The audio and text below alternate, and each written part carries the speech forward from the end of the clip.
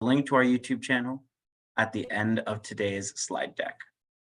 Today's presentation will be led by Rachel Bixel and Paige Klunk out of our Reimbursable Series division. Both are experts when it comes to all things eRETA. Rachel is an experienced RWA program manager, project manager, and self-professed data nerd. She enjoys travel, strategy games, and bar trivia. Originally a cheesehead from Madison, Wisconsin, Rachel now lives and works in Chicago, Illinois. Paige Klunk is a program analyst in the Reimbursable Services Program in the Center of Customer Delivery in PBS. Paige works to improve the policy, process, outreach, and systems components of our Reimbursable Services Program. Paige lives in Hanover, Pennsylvania with her husband and her daughter. She is a 2011 graduate of Gettysburg College with degrees in music and Africana studies, and she completed dual master's degrees from Ohio University in public administration and international development studies in 2017. Prior to GSA, Paige served for 2 years as an AmeriCorps Vista, fighting food insecurity in Southeast Ohio. Today, we will be spending 90 minutes on all things eRETA. Since the start of fiscal year 2020, eRETA and digital signatures are the mandatory method of submitting work requests and RWA information for us here at GSA. And the application gets a good amount of use. GSA accepts approximately 15,000 RWAs each year at a value in excess of $2 billion on behalf of 330 federal agencies and bureaus. This is our eRETA Digest training, which combines elements of both our basic and advanced sessions. So whether you are a new or experienced user, we've got content for you. Rachel will review a full agenda in a moment, but today we will show you how to access and enter data in eRETA, and we'll take a deeper look at amending RWAs and using digital signatures. We also have several subject matter experts present to answer your questions in the chat function. If you would like to go deep into our previous beginner or advanced sessions or rewatch a combined digest session, you'll find recordings on our YouTube channel as well as at www.gsa.gov/eRETA. We plan to continue offering live eRETA Digest sessions quarterly for the remainder of this fiscal year. There are a host of other training materials on our page, including a summarized frequently asked questions document from all previous eRETA training sessions, a user guide, and an archive of our monthly quick tips. And before I turn the presentation over to Rachel, I'd like to share a few housekeeping instructions. We have automatically muted your audio to help us control the sound quality of this presentation. You'll find a chat pod as well as a Q&A area.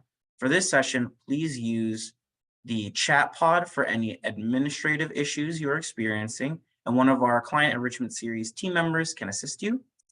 We ask that you use the Q&A pod to ask any of your eRETA questions. We have a team of eRETA subject matter experts with us today to answer any questions you may have during this presentation. Any questions that we are unable to get to today will be noted, and all questions will be answered and posted on our gsa.gov website. Thank you. And now let's begin our presentation with a few preliminary poll questions. Our first question: what areas are you most interested in today? You'll see that poll question pop up for you in just a second.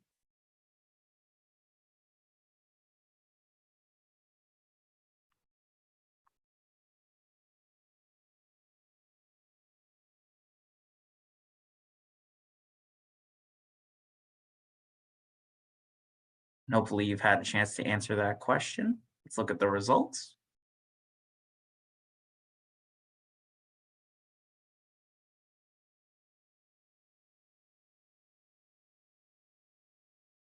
Looks like we have interest across the board, with our two leaders being submitting a new work request and amending an existing RWA. Well, I'll tell you, you're in the right place. We'll now go to our next poll question. What access do you currently have in eRETA?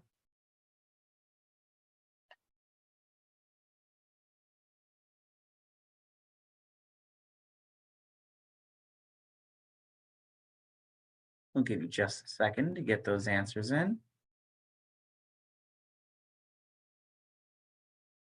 And now let's see what people have answered.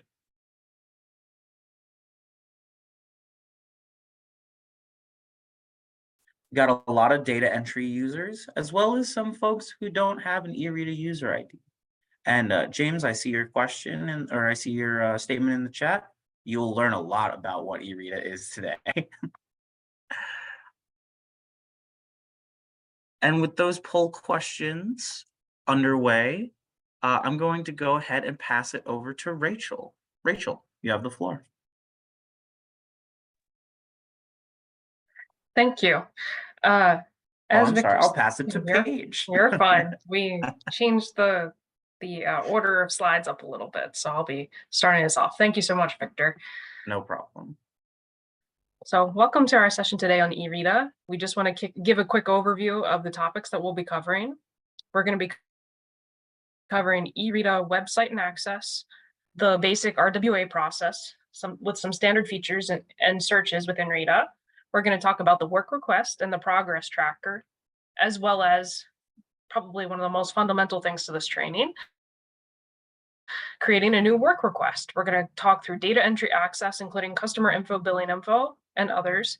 The TAS symbols, how they are structured and where you input those, multiple funding strings, as well as the line to bill, validations on dollar amounts, the digital signatures feature, as well as we're going to talk about how to amend your RWA. What input codes do you use when, and when does it require signatures?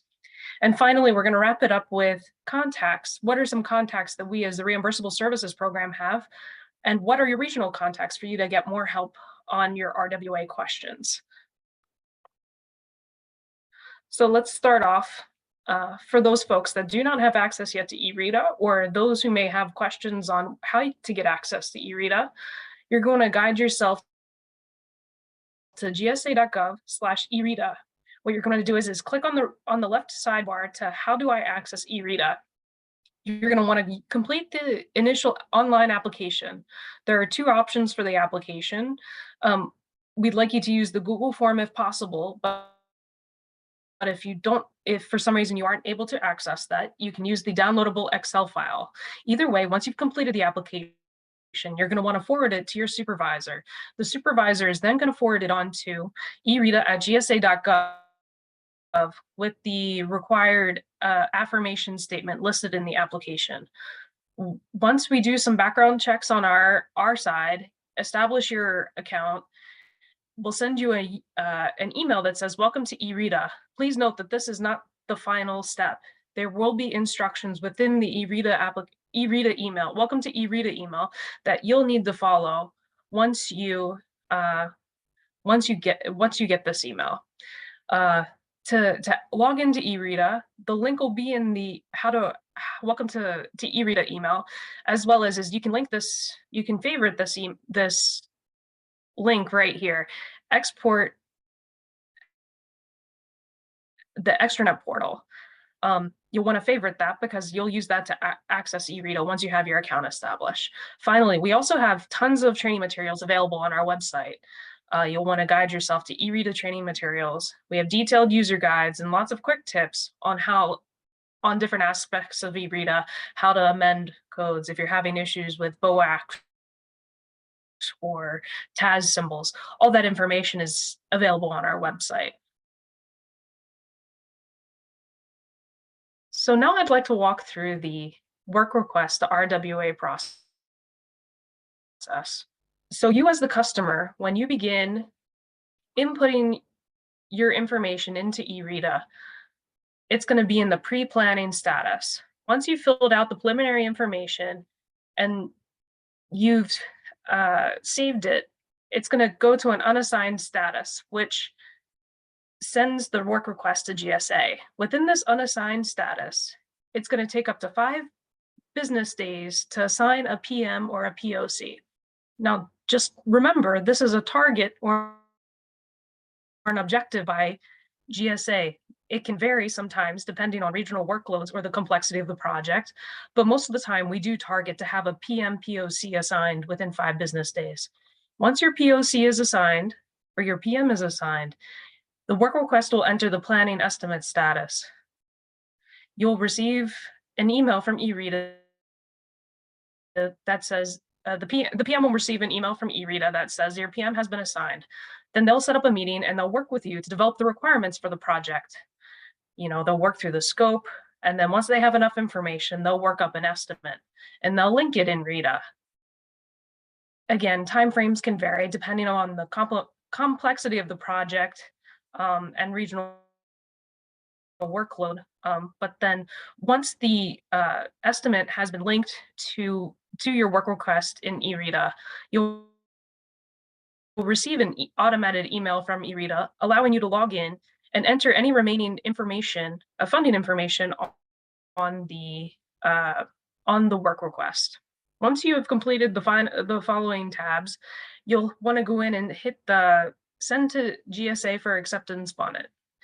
Then the work request is going to enter pending new status. This is where GSA is going to take the time to review your work request and make sure that they enter any specific GSA information. It can take up to 15 business days for our reviews. And once we've completed all our reviews and our intake processes and everything looks good, all our quality checks and stuff, we're going to route it for signature. It's going to enter signature request mode. So what happens is that you'll receive your signatory official will receive an email from DocuSign, and the work request will enter the pending the signature requested status. You'll go ahead and sign, your agency will sign the work request first, and then you will, once that has been done, it'll be sent back to GSA, and GSA will sign the work request as well. And then that's how your work request will enter the accepted status, which means it's a fully fledged RWA, and it's ready to be, the project's ready to begin. So I'm not going to spend too much time on this slide, but I did want to note that this slide is very helpful for referencing the different RETA statuses that we just discussed that categorize the work request in eRETA. This also can help you better understand who has pending action, whether it's the GSA or the customer. And it can also help you with the next steps as you're working through the process. If you have questions about what comes next, you can refer to this slide on who, the ball's in whose court, whether you have to fill out information or whether your PM is still working on some information. This will help you to identify the next steps while working through your work request in eRETA. I'd just like to talk about a few common features that you'll see in eRETA. First, any hyperlinks are going to be in blue. Those are going to lead you to the glossary. The glossary is a really cool tool in eRETA. It is a receptacle or a repertoire of lots of information where you can learn about different parts, different terms, everything that you want to know about RWAs or the different words in eRETA that you'll see. Those will open by clicking on those blue links in the glossary.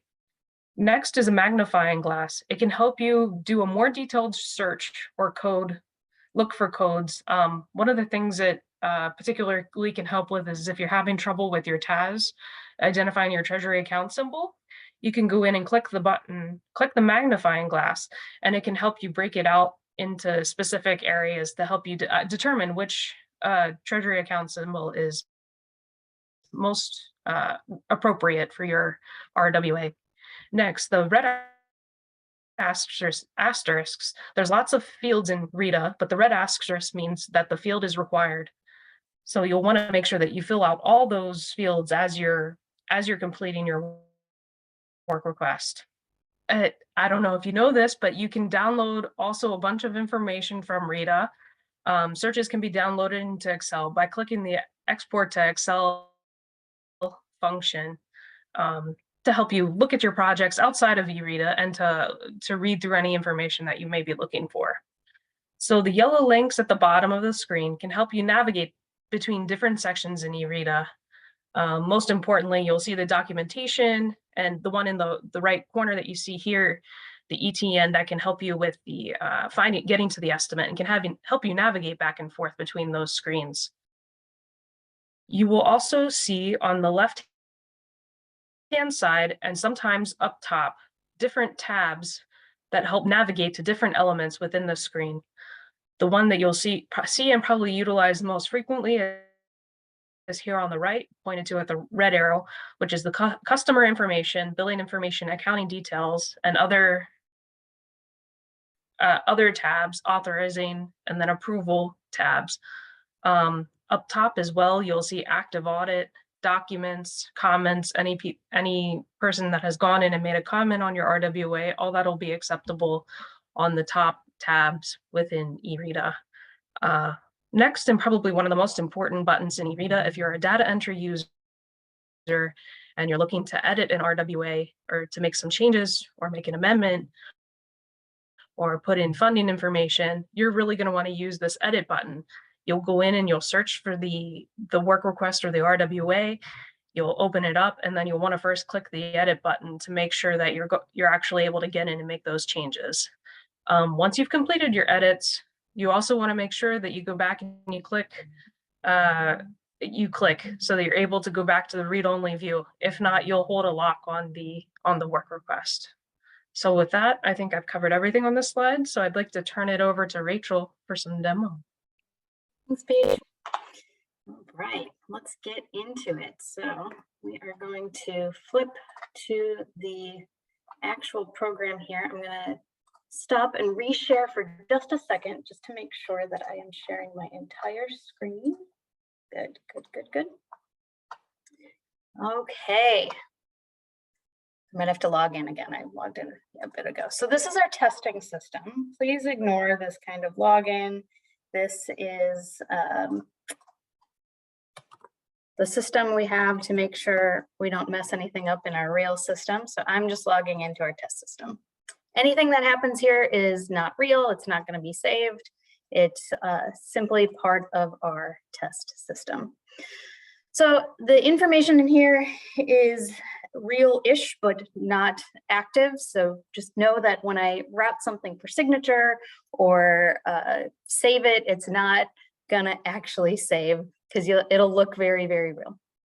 All right, so we've landed at our landing page. This page is gonna tell you any particular notes, anything coming up about training, if there's any system issues, if there's any future upgrades happening soon, that sort of stuff. And it's also going to tell you what you're logged in as. So if you come down here, you can see your group is data entry. That might be different if you're a read-only user. So this is a helpful page just to see what you have access to. We're going to get right into it with search. Search is available under a few different headers. So there's just the basic search. There is a financial review search, and there is a documentation search. They all search the same information, but will return a slightly different set of results when you export to an Excel file. If you search under any of those, you're likely going to get to the same place. As long as you click on one of the results, you'll enter the RWA, but you will get a different set of results for the Excel file. And then finally, there's a search for estimates as well, and that's going to give you a slightly different set of data depending on what you're looking for. So this search screen has a lot of different fields. You can search by any or all of them, but I would encourage you to search by less. So less is more when searching, because what's going to happen is if you, for example, say that I want to find an RWA located in GSA's region 3, which is our mid-Atlantic region, but then I also want it to be from, let's say, Alaska. So Alaska is not located in our mid-Atlantic region, so we're probably not going to get any results. So no records found. There are no RWAs that exist in Alaska and GSA's region 3 because those don't overlap. So you might find that you get 0 results if you're searching for something like an RWA that has spending over a certain amount or is authorized over a certain amount, but you've restricted it in some other fashion. So less is more. And the best way to do it is to do either nothing and you'll get all the results, or search by just the RWA number. So if you know your work request or RWA number, that is going to be your best search criteria. That is a unique field, unique to a singular work request RWA number. Some other interesting search features on this page. We've got the pending action filter. So that's going to tell us whose court the action is currently in. So if you click customer, you'll get the stuff that's waiting your attention. Customer ID is has a little secret to it. It works kind of as a keyword search. So it's going to search the customer order number field and the agency accounting data field, and also the brief project description field, which doesn't exist until a little later in the process. But those particular fields, I can search the word chambers here, and it's going to bring up anything where the word chambers was mentioned in those RWAs. So I get a limited selection. So that's kind of a cool feature. And then this little person icon right here, that will fill out your name. So right now I'm logged in under a fake account. Again, this is our test system. So my name is external data entry user. So when I click this, it's going to fill it out with that. So that would search for anything where I am the person who originated that particular record or connected with that record. Another way to search for things is maybe to enter somebody else's name in the agency contact. So if you know, let's just search for John something, John dot, well, we don't even need anything. You can just start there. It's going to give me anything where the agency contact name, the first name is John. So if I open one up, it'll show me this very old RWA from 2006, where the agency contact is John Navarro. So that is your basic search. You can select as many fields as you want, but know that the more you do, the more likely you're gonna have things that don't overlap and you'll get no results.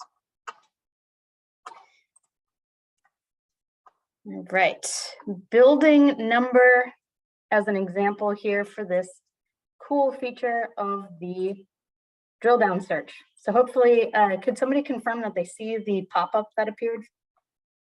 I can see it, Rachel. Great, thank you. So if you click that little magnifying glass, it's going to bring a pop-up where you can do a drill down search to find what you're looking for. So you may not know GSA's building numbers. I certainly don't have them all memorized.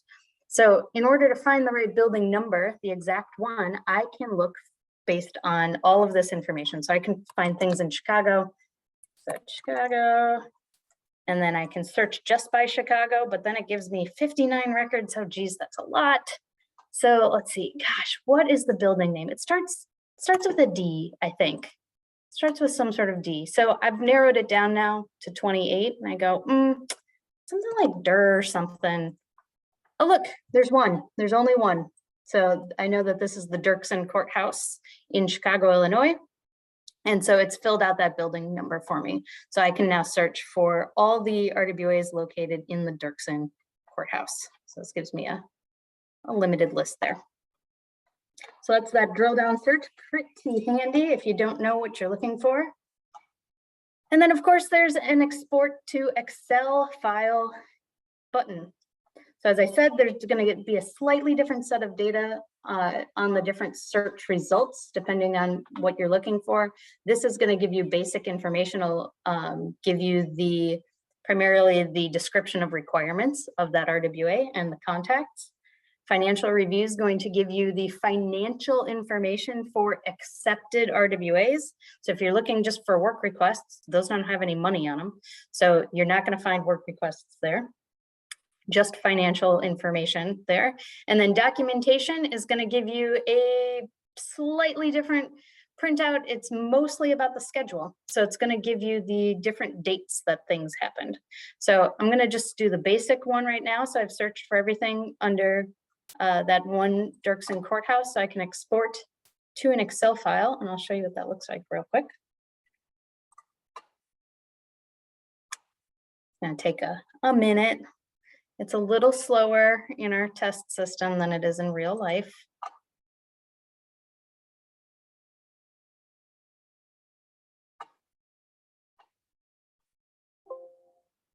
It's always going to pop up with this whole, the extension doesn't match.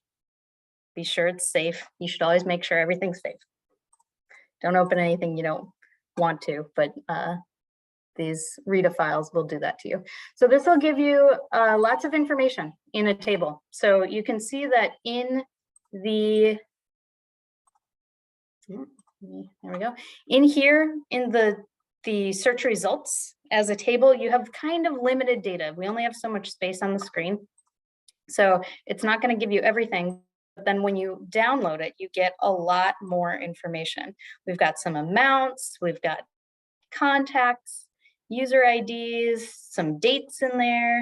And then at the very end, we've got the entire description of requirements. So that Excel file is very useful if you are trying to do some sort of data analysis or searching for specific RWAs and you just want to review it in a different type of format.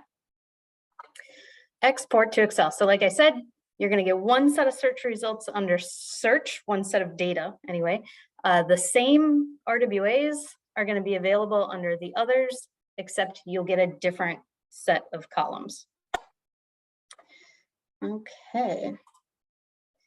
And I think at this point, we're going to get right into how to do data entry. So hopefully the search features are a-okay. We're going to get into this part called data entry up here. So we're going to create a work request.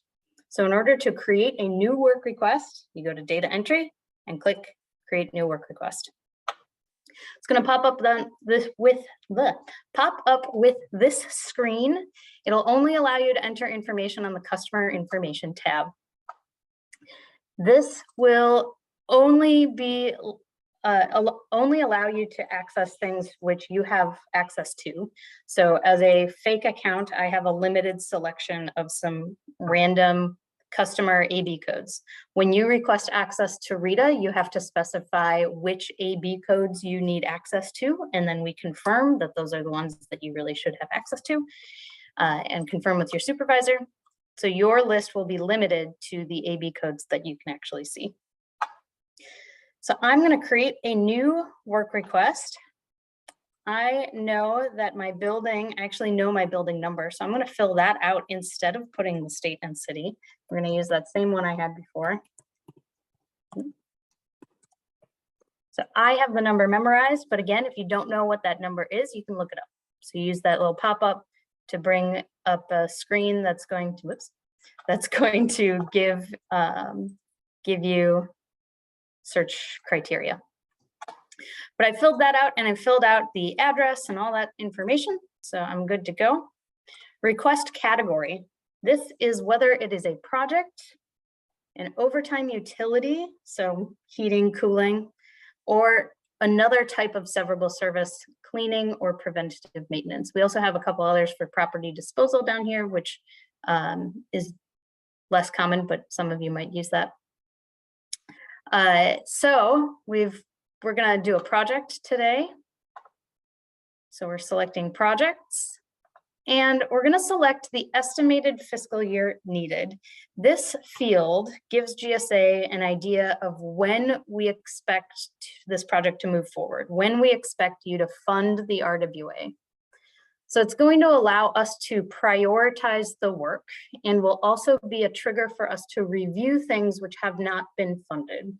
So for example, this fiscal year, 2024, we're currently looking at work requests which were sent in last fiscal year, where you guys as a customer said, I need it in FY23, and saying, all right, well, you haven't funded it yet. Do you intend to fund it in the future?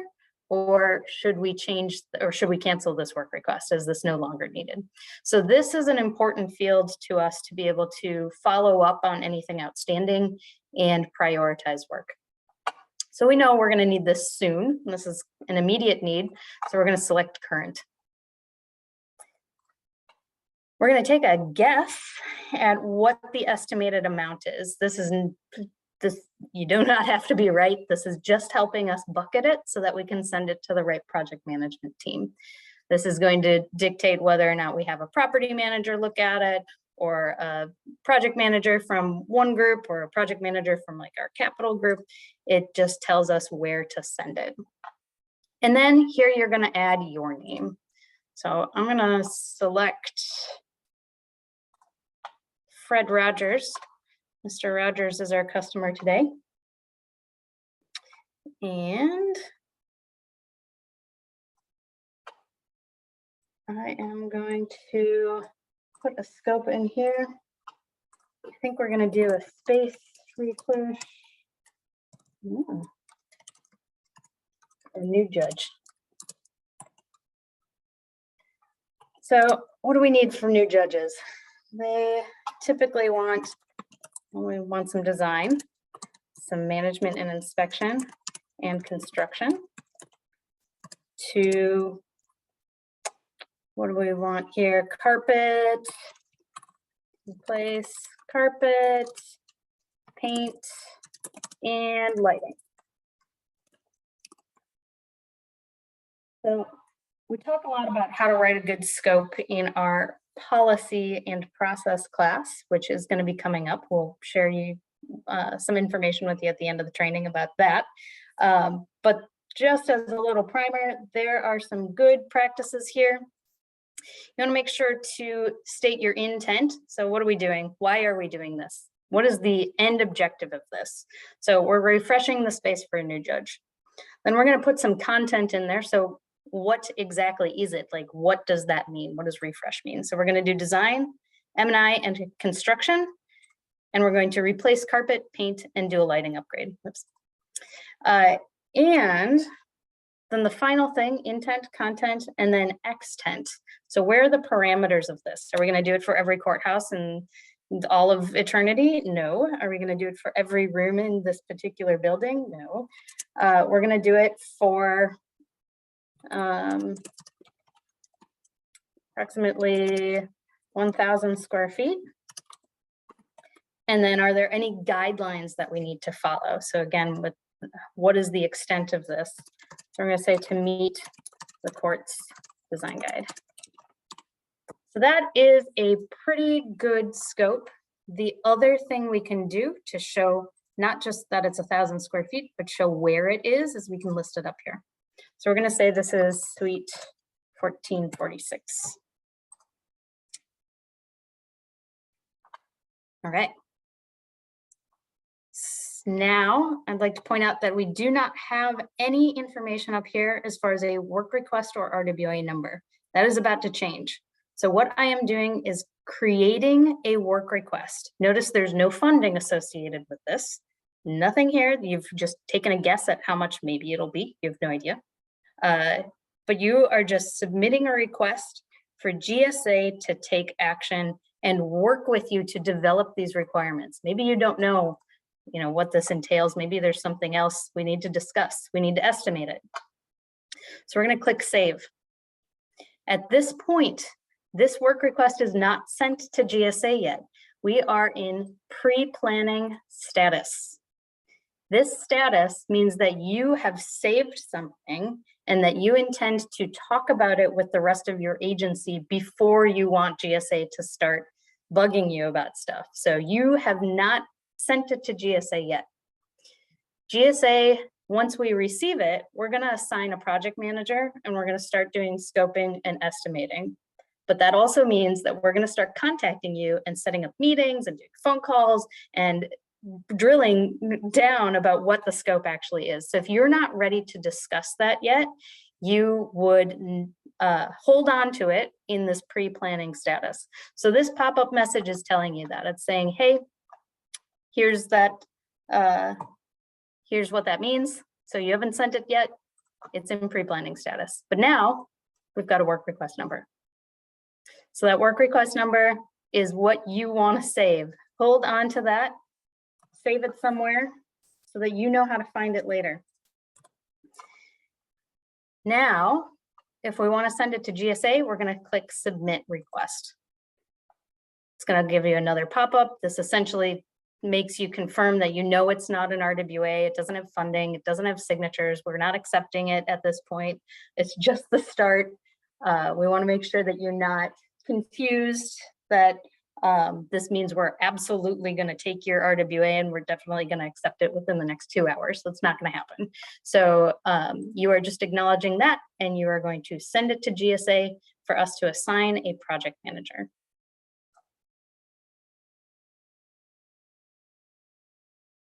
And I'm going to take a quick pause and see if there are any questions that I should demonstrate or verbalize at this point. How are we doing out there? I think we're all good, Rachel. All right.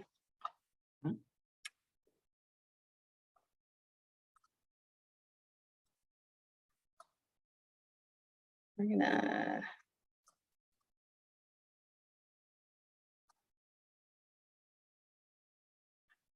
gonna sure, yeah, I'm just making sure I have touched on everything I intend to touch on, and we're going to move back to the slides and flip it back to Paige. Paige, you got anything for me before I do?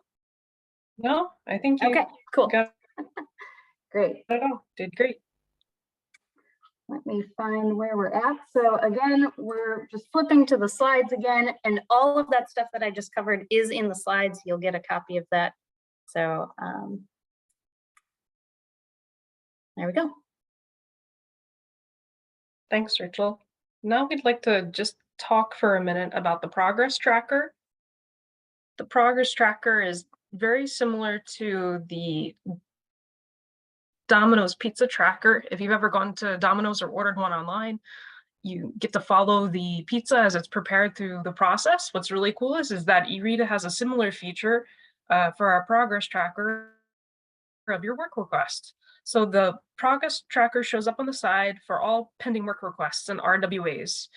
It will indicate who has current action, whether it's you as the customer, GSA, GSA's headquarter office, or no action. This final awaiting action from no one, no action. This is the final display status that will display for all RWAs that are now accepted and those that are canceled.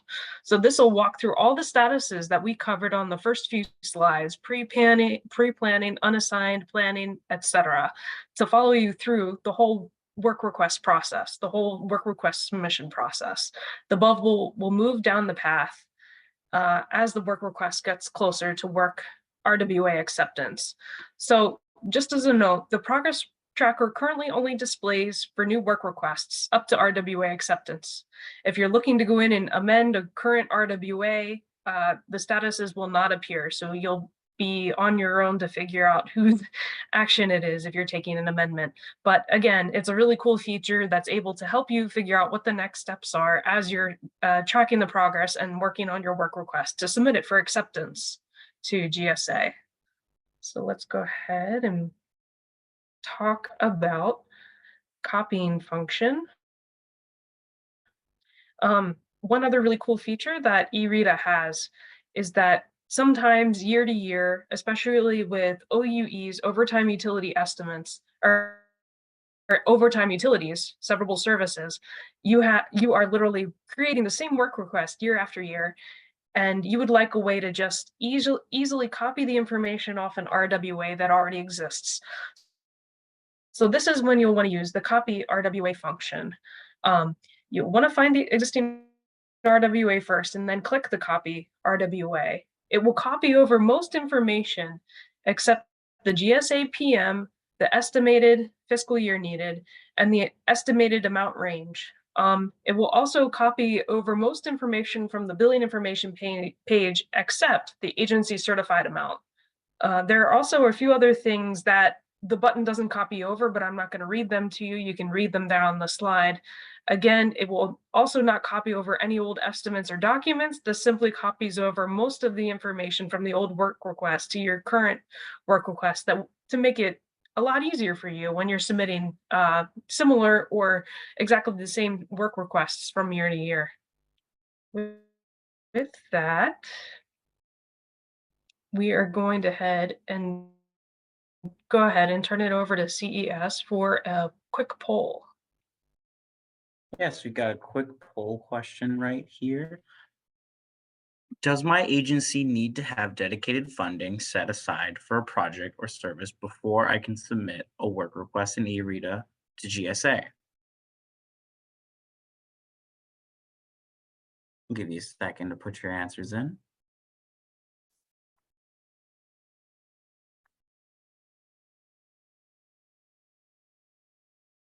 Let's see what people are answering to the poll question.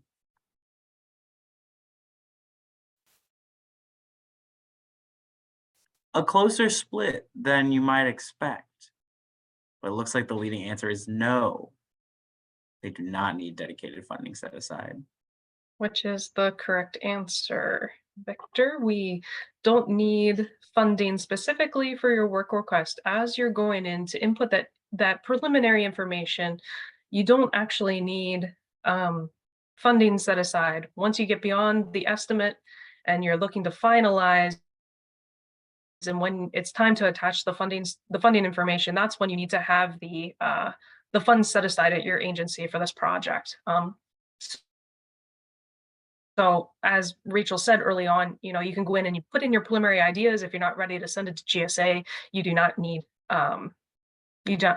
funding set aside. So we'll go ahead and we'll move over to Rachel to talk about edit and read-only mode.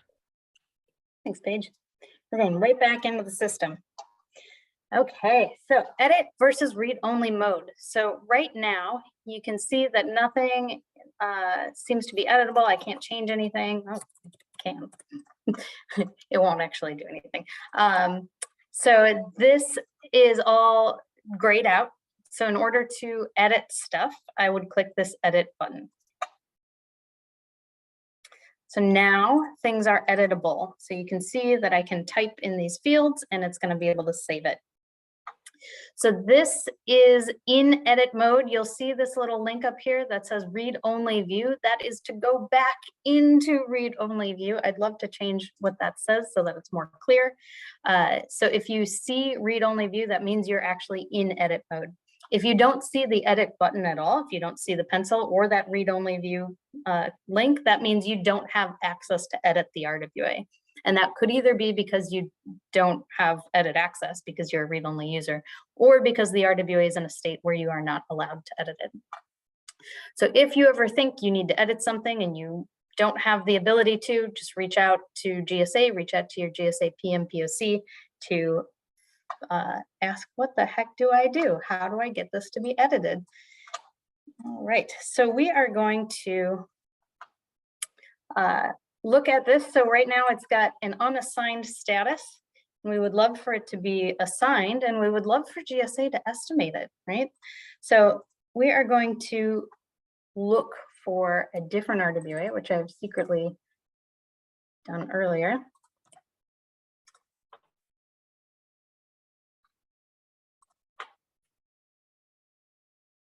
So surprise, this RWA has now changed statuses. It is in planning estimate status, and that's because GSA assigned a project manager. So Big Bird is running our project today, and Big Bird has also completed an estimate. So they've attached this estimate to it. And you can also see down here that it's got another link and a few yellow links. So you can see that the estimate tracking number, that's what ETN stands for, is clickable. So we're going to navigate to that. And you can see that the estimate is there. It's got the dollar values. You can look through it. You can look through what the costs are, where GSA is putting money, design, M&I, and construction. Perfect. That's exactly what we asked for. So we're assuming that you guys talked about this ahead of time, that you talked with GSA about what the scoping was. And now you are ready to put funding in. So first part, work request. That's just the initial idea. You send it to GSA. We do scoping and estimating. And then you're going to actually put the RWA together, the Reimbursable Work Authorization. So in order to do that, essentially you're just attaching funding and sending it to GSA for review. So we're going to go into edit mode. So again, this is if you have edit access, you have to be a data entry user in eRETA. So we've got all the same information in here that we filled out earlier. It has not changed. So we are going to go to the next tab. So once GSA assigns that project manager, the rest of these tabs are going to open up for your editing. So here we see some limited information is filled out already based on your agency bureau code. And then we've got some other fields to fill out. So asterisk means required. You're not going to be able to save the page without it. So we're going to start up at the top here. One thing that's very important that is matching the estimate total. So that value can just be copied and pasted. That's the easiest way to do it. It won't be read anymore. It'll show that you have the same value. If I change this and say, I don't think it's $233,000, I think it's $133,000, it's going to show up red. And eventually, when I try to submit this, it's not going to let me. It's going to tell me that we have to match that estimate value that GSA gave. So if you don't think that this is the right number, if you think it needs to be something different, you need to have further discussions with your GSA project contacts. We're going to trust our people and say that it's $233,000. Coming down here, we've got billing type. There's some limited selections here. If you don't know what it is, remember all these blue things are links to the glossary. So you can click that and it's going to bring up the glossary, which will tell you what they mean. So there it is. It's a little bit limited depending on what kind of customer you are. So not all will necessarily apply. We're going to go non-IPAC because the judiciary is typically non-IPAC. And then we're looking at an account code here. This is where some people get a little tripped up. You can use the drill down search to look for your account code or BOAC.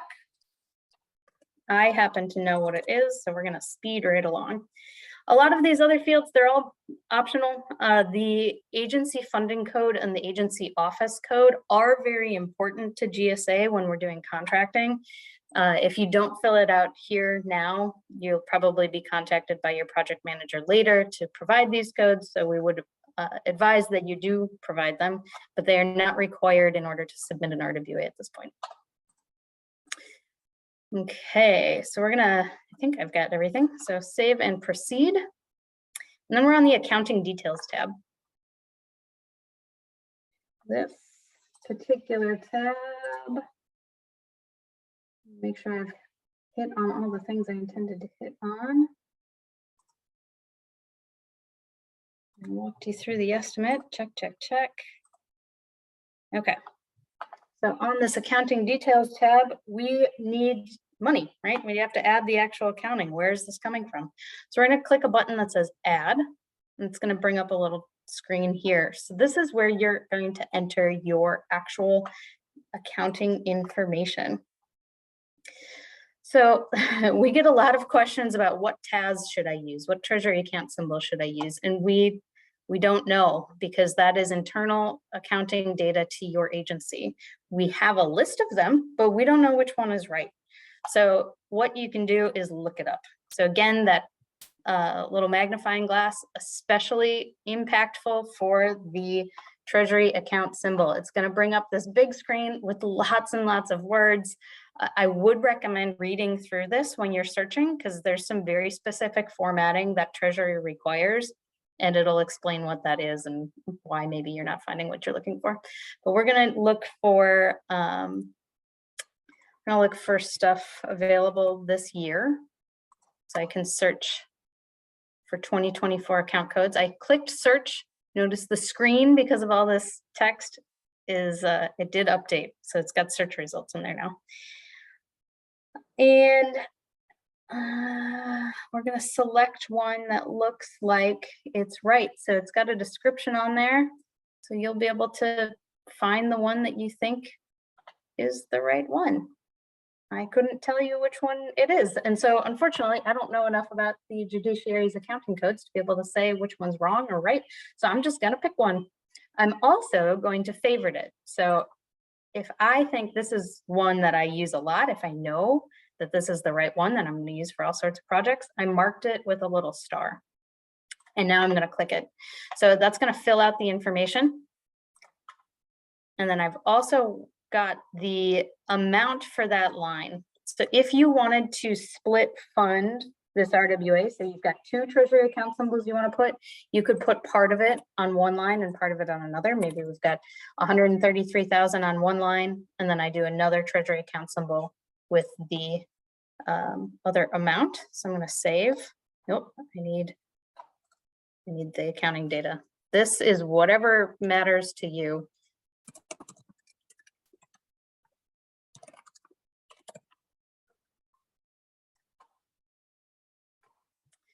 So I've only got $133,000 here, but the whole thing is 233. So I need another $100,000 added to this.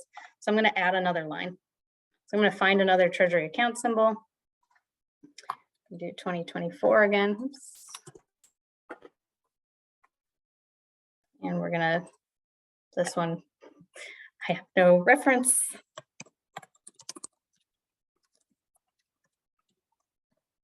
And we know 100,000 is the amount we need. And that brings these amounts in line with each other. So these two values need to match. If they do not match, it's going to give you an error before you submit to GSA, telling you that this amount needs to match this amount. And this amount, the agency certified amount, comes from the billing information tab. So that's just the total amount of GSA's estimate. All right, so we've got these two particular lines. Notice there's this line to bill. So when GSA bills you, we're going to cite a particular line on your bill.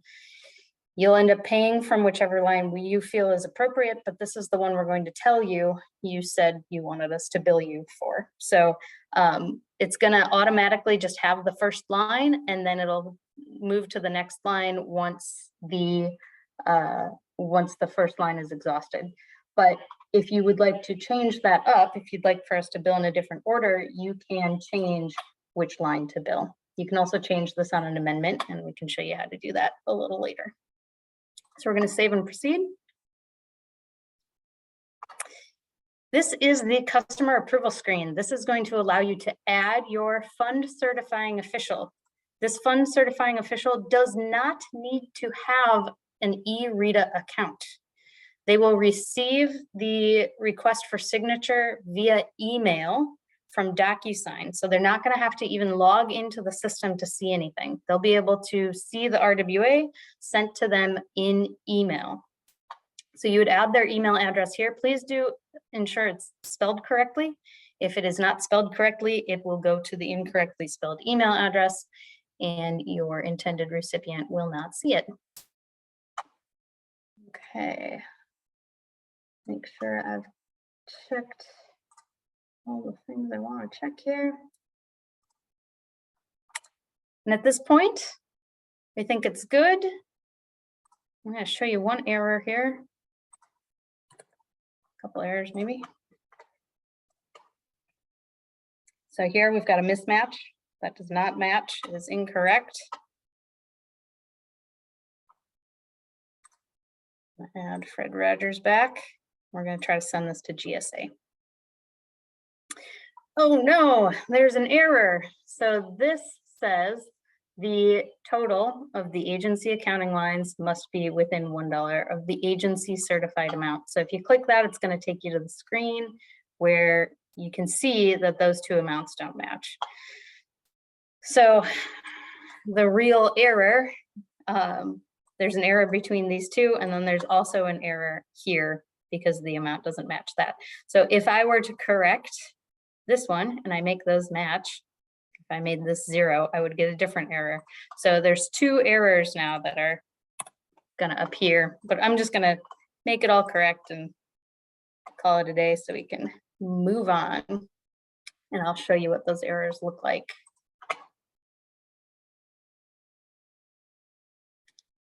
So what we're doing right now is sending it to GSA for us to review and then route it for signature. So it's telling you about the signatures and how those will happen.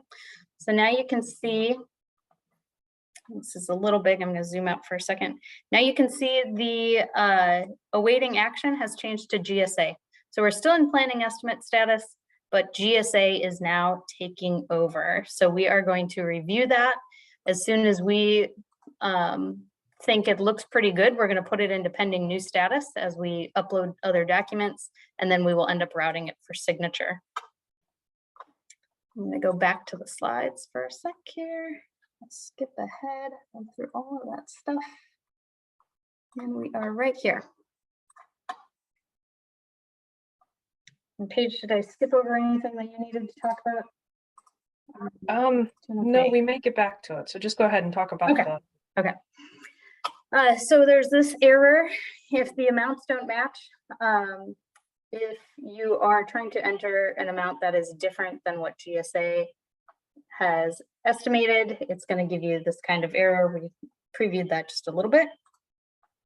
There's another error. So if GSA has not approved the estimate yet, or if GSA approved the estimate ages ago and now it's expired, it's no longer approved, it will give you a different error. So this error tells you that you cannot submit your funding until GSA has approved that estimate, and you should contact your GSA POC project manager to get them to approve and possibly redo that estimate. So this is in order to ensure that our estimates stay updated, that you're not funding anything that has that is an old estimate from before COVID, when we didn't know how much things were going to cost. The market's changed quite a bit. So this new feature to have estimates only be valid for 90 days was rolled out just recently in March. So this is going to make sure that our estimates are correct when you're funding them. So if you get this error, it means that the estimate either hasn't been approved or was approved and has now expired and needs to be reapproved. Either way, you should talk to your GSA project manager and ask them to link and approve the RWA estimate. And then finally, there's a weird one regarding the period of performance. So for severable services, right? That's not a project. So we just went through a project example. This is for not projects, this is for services. So anytime we have a severable service, there is a period of performance. So I want cleaning from January 1st to July 1st. That period of performance is an integral part of the scope of work on an RWA. And so if you are changing that or requesting to change it, it is changing the scope of services. So anytime you do that, it's going to give you a pop-up letting you know that, yes, you've requested this change, but GSA actually has to evaluate it. So we're going to have to redo the estimate. You might have to come back and redo your funding. It's kind of a little bit of back and forth there. So it's just walking you through that particular information. So it's also going to make sure that you're doing it as an amendment that you're changing the scope and the cost. So there's a lot of different kinds of amendments, which we'll get to in a bit at the end. And I think at this point we're Paige, right? Yeah, and the great thing is, Rachel, you shared this slide already in the test environment, so I'm not going to spend too much time on it. No, but it's important to note that also when you're inputting your fund into certifying an official, before you send it to GSA, there's this print form button, print form 2957. So right there, you're going to be able to download a draft version of the 2957, but you want to make sure that you note that this doesn't have your fund certifying official signature on it. So if you're looking for the final product, this isn't the one, but if you're looking for the rough draft per se, this is a good place to download that before sending the work request to GSA for acceptance. As Rachel said earlier, the customer fund certifying official will get an email from DocuSign, so they don't need to have an eRETA account. They'll be able to go into DocuSign to apply their signature. This is the place where you're going to put it in on the customer approval tab. So let's go ahead and move forward to the next slide. Let's talk more about DocuSign. So one of the most common questions we get is, why haven't I received my email? Why hasn't my fund certifying official received an email yet from DocuSign in order to sign? If you have that issue, you're going to want to reference this slide and make sure that you have whitelisted all these email addresses. Unfortunately, we're not able to control which one it comes from, but most of the time, the one that Rachel just showed you, the dss@docusign.gsa.gov, is where the email is going to come from. But it also could potentially come from these others. So we just want to make sure that you're aware that these are the emails coming from DocuSign, so that you can find them in your spam folder should they not make it to your regular inbox. So the email will come through like this. The fund certifying official will see there to click on the orange button to enter DocuSign to review and to sign the document, the 2957 or the RWA. So they'll want to click they'll want to first click actually the start button and click the red down arrow to apply their digital signature. Once they've done that, they'll want to push the finish button in the top right of the corner of the screen. Then this will send the RWA to GSA for signature. And once GSA has applied their signature, your RWA has officially been accepted as an RWA, as a project. Just a quick note that data can't be changed between signatures. If for some reason, you made an error with the TAS code, or there's something going on with the amount, you might need to change the funding. This is not the time that you're going to be able to edit it. You're going to have to take it back out of signature mode, and you have to go back and apply an amendment. The RWA will then refer to a pending status in RETA and can be modified as necessary. With that, we'd like to turn it over to Victor for a quick poll question.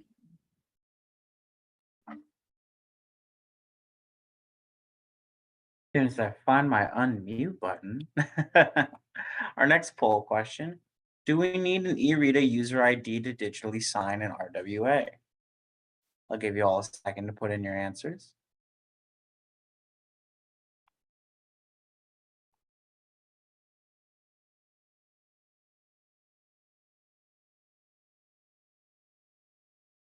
And let's see those answers.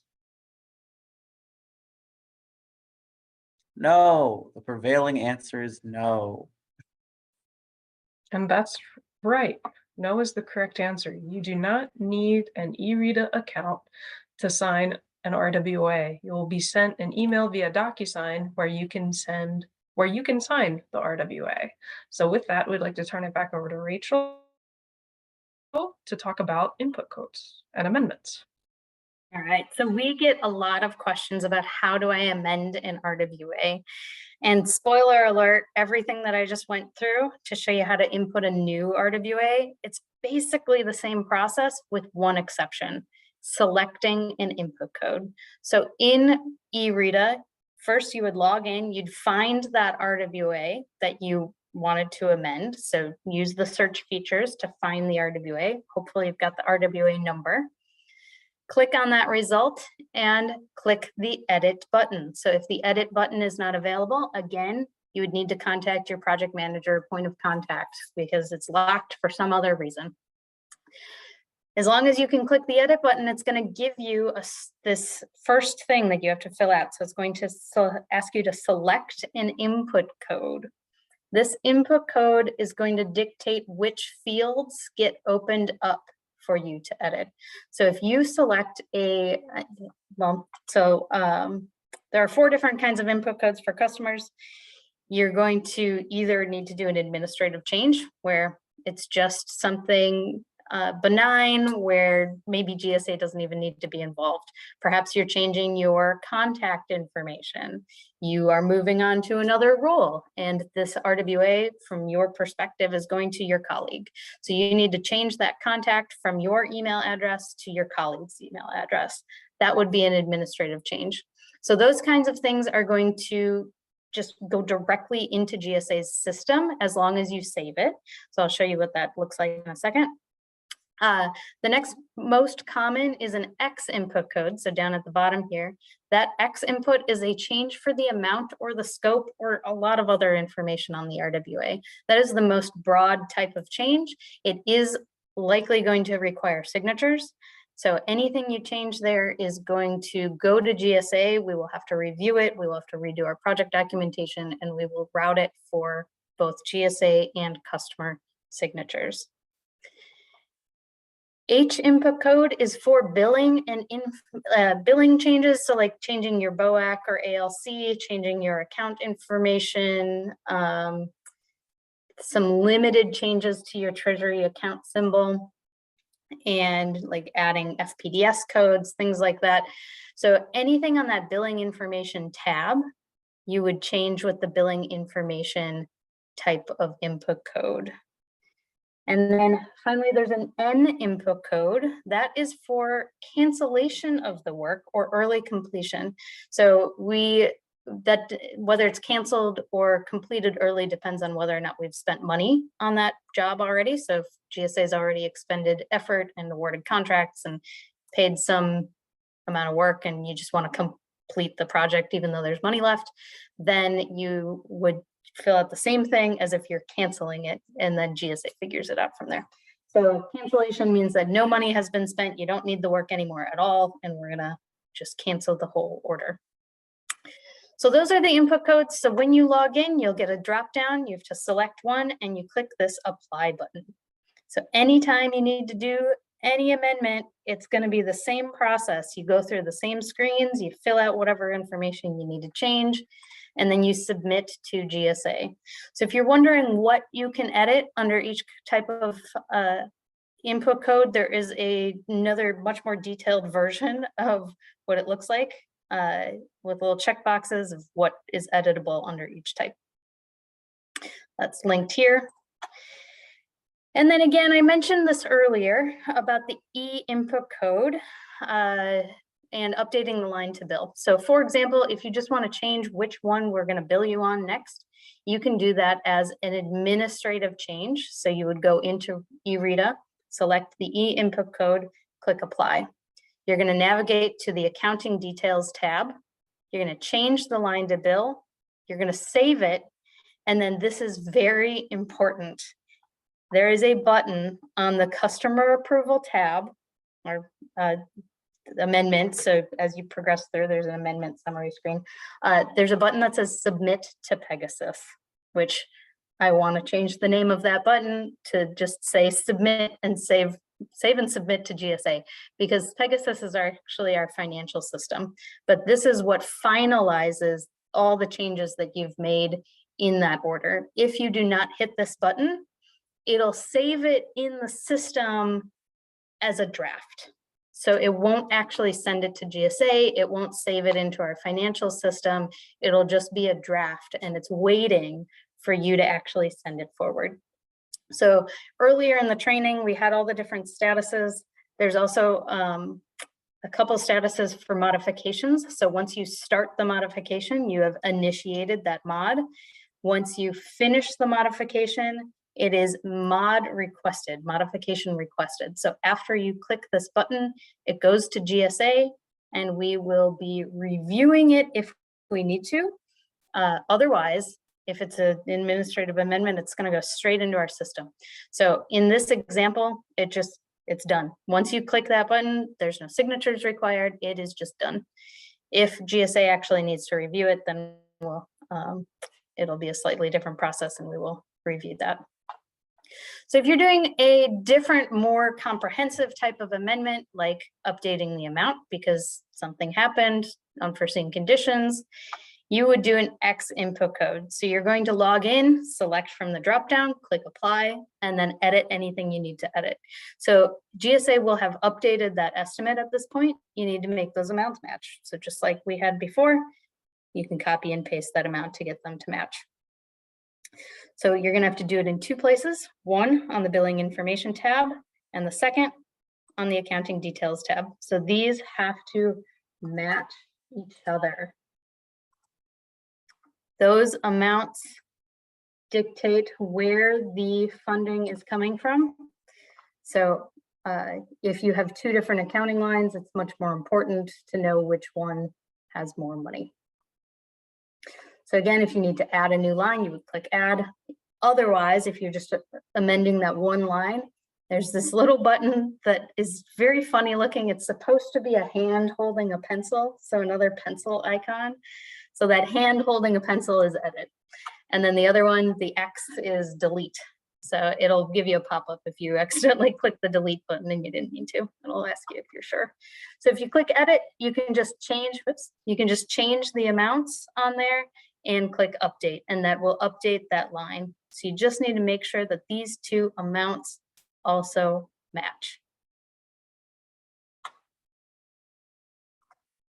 Okay, and then finally, if you've done a type of modification where it is going to go to GSA and it's going to require us to review it and sign it, then it's going to give you an amendment summary screen and show you the before and after, and it highlights the changes. So you can see here, they've changed the agency POC, they've changed the agency RWA inbox, and then they've also added a room number.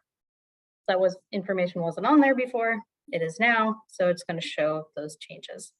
And then just like that poorly named button that said submit to Pegasus, we want you to send to GSA. So that button is going to send it to us and initiate our review of the package of the revised RWA. Okay.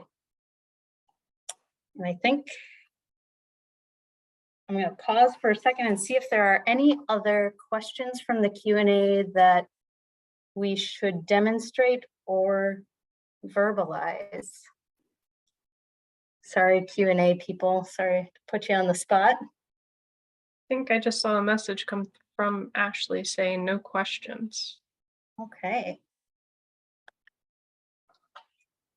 All right, with that, I am going to turn it back over to Victor to talk about their customer engagement program.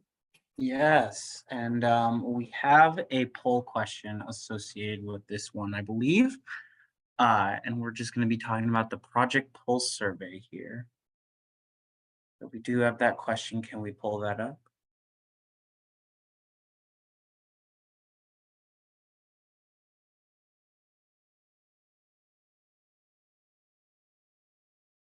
Well, not seeing it. So instead, I'll just tell you about the Project Pulse survey. So at multiple times during the life cycle of a project, like at the acceptance of an RWA, at the midpoint financially, if it's over $250,000, and at substantial completion, we are asking you, the customer, to let us know how we're doing on the project. The Project Pulse survey is a quick and easy way to provide feedback and is actively used to improve GSA performance and help to determine future client enrichment series topics. It's a quick little survey that you can get from the email address projectpulsesurveys@research.gov with the subject line, how did GSA do? Which is sent to the customer project point of contact in eRETA.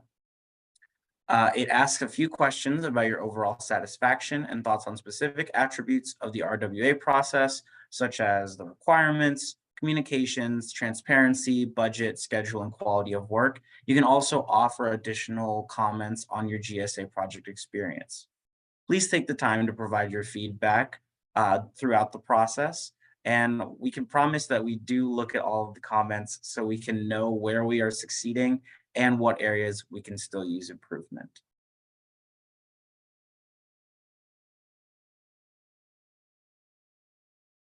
And as a result of today's session, how much more comfortable are you using eRETA? We got a poll question popping up for that.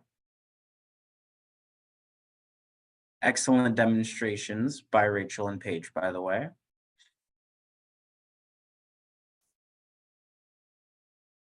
And let's see how people are feeling after this presentation.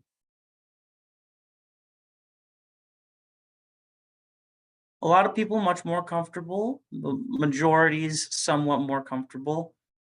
Glad to see that the number still needing more training is lower, but don't worry, we will continue offering plenty of eRETA training in the future.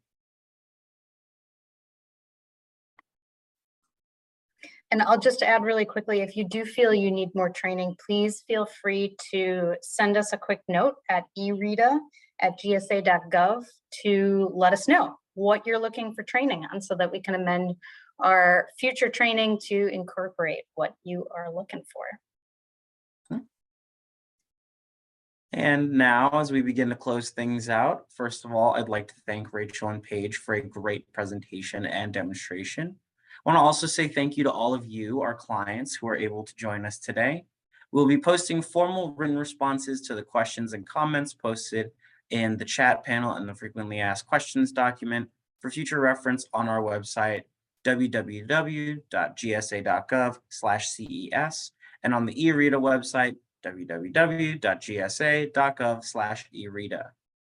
We at the Client Enrichment Series would like to shout out some of our upcoming presentations, which you may find interesting as well. If we get the next slide. Hey, Victor, Yes. we've got just a couple more slides for Paige to go through. Oh, before we I'm get so to that. sorry. Go right Fine. ahead. You're fine. It won't take more than about 2 minutes. So as Victor said, you can access a lot more information on eRETA at gsa.gov/eRETA. We also have a lot of info on RWAs at gsa.gov/RWA. If you have any eRETA system questions, please reach out to us at eRETA@gsa.gov, as well as if you have any general policy questions or anything general about RWAs. We also have Ask RWA at gsa.gov, where we can answer any specific policy questions that you may have. If you have questions that are specific on your project, contact the GSA PM or POC listed on your RWA, as well as we also have regional RWA managers. You can see here, but this is also available on our website on our contact us page, but we have it divided out so that you can identify which RWA manager is in your location. Each region has, each GSA region has, or PBS region, excuse me, has their own RWA manager. They can be your first point of contact besides your PM or POC on your RWA for any and all things RWA. There are subject matter experts that have a wide variety of experience with RWAs. I think I got those 2 slides, as well as I'm sure Victor was going to shamelessly plug, but I'll go ahead and say we've got an upcoming training next month on policy on process. You can find the signups for that on the CES page, as well as on our website, our training links. Thank you very much for your attendance, and I'll turn it back over to Victor to wrap us up today. And a shameless plug, of course. So we, as I was saying, we at the Client Enrichment Series would like to shout out some of our upcoming presentations that you may find interesting. In June, we will be hosting another RWA-centered training on RWA policy and process fundamentals. This will be an encore of one of our previous sessions, as the last one was very popular. Then in July, we'll be hosting the PBS Customer Dashboard, Reporting Made Easy. And if you are involved in PBS or just want to learn more about our operations, I highly suggest you make some time for that. You can learn more and sign up at www.gsa.gov/CES. The goal of the Client Enrichment Series is to engage our audience in workplace topics that contribute to your mission success and to your effective management of your real estate and workplace programs. Thank you again for joining us today, and have a wonderful rest of your day.